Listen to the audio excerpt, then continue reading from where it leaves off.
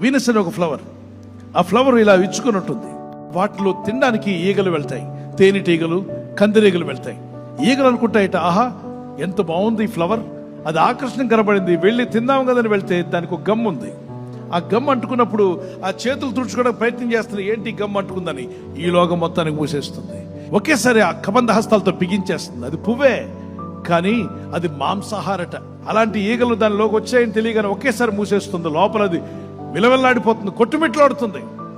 ఈ లోకం కూడా అలాంటిదే. ఈ లోకపు ఆశలు కూడా అలాంటివే. లోక సంబంధమైన సాతాను క్రియలన్నీ కూడా ఇలాంటివే. అది వ్యభిచారమో, జారత్వమో, డ్రగ్ కల్చరో, మరి పబ్ కల్చరో, క్లబ్ కల్చరో, అపవిత్రమైన ఎన్నో పెట్టాడు సాతానుడు. ఆకర్షణీయంగా వెళ్ళి పడ్డావా, నిన్ను పూర్తిగా కబంధాస్తాలతో బిగించేసి బానిసగా మార్చి స్వతంత్రం లేకుండా చేస్తాడు.